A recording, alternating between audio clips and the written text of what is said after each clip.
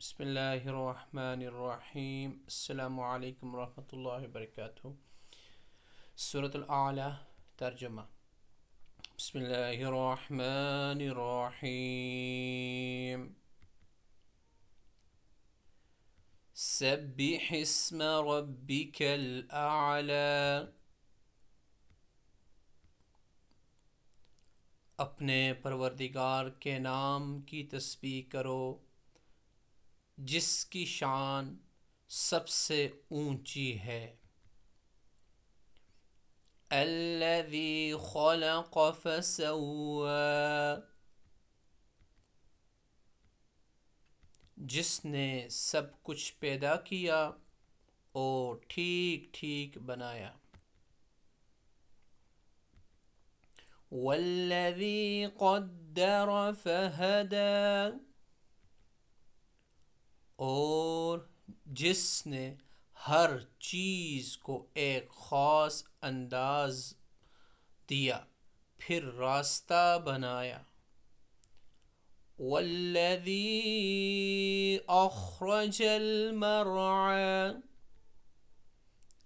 اور جس نے سبز چارہ زمین سے نکالا۔ فجعلہ غثاء احوی، پھر اسے کالے رنگ کا کوڑا بنا دیا۔ سنقرئک فلا تنسی،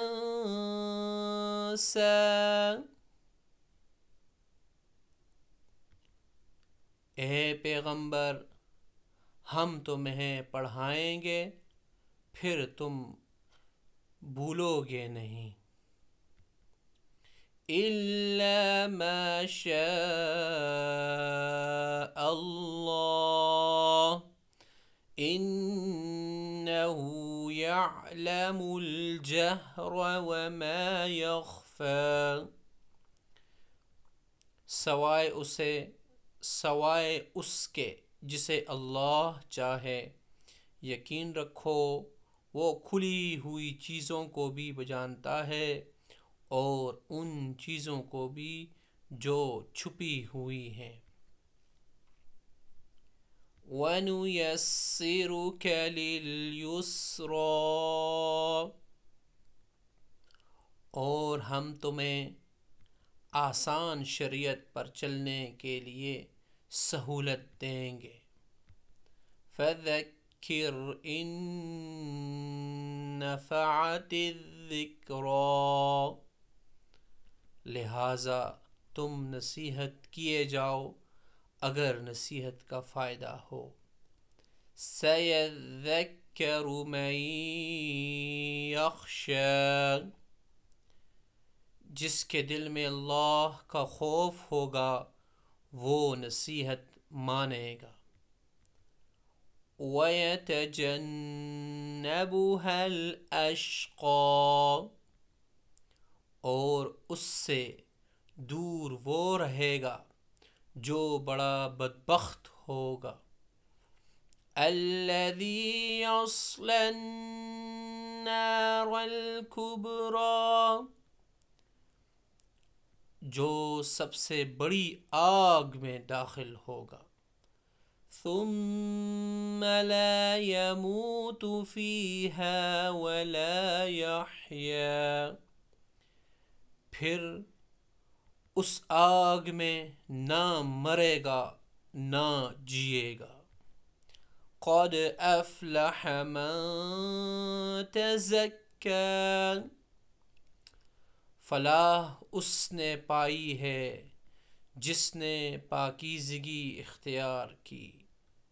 وَذَكَرَ اسْمَ رَبِّهِ فَصَلَّىٰ، اور اپنے پروردگار کا نام لیا اور نماز پڑھی۔ بل تؤثرون الحیاة الدنیا، لیکن تم لوگ دنیاوی زندگی کو مقدم رکھتے ہو۔ والآخرة خیر وابقا، حالانکہ آخرت کہیں زیادہ بہتر اور کہیں زیادہ پائیدار ہے۔ ان هذا لفی الصحف الاولی، یہ بات یقیناً پچھلے آسمانی صحیفوں میں بھی درج ہے۔ صحف ابراہیم و موسیٰ، ابراہیم اور موسیٰ کے صحیفوں میں بھی۔ صدق اللہ العظیم۔ یہ ترجمہ مفتی تقی عثمانی صاحب دامن برکاتہم عالیہ کے آسان ترجمہ قرآن سے لیا ہے۔ جزاک اللہ۔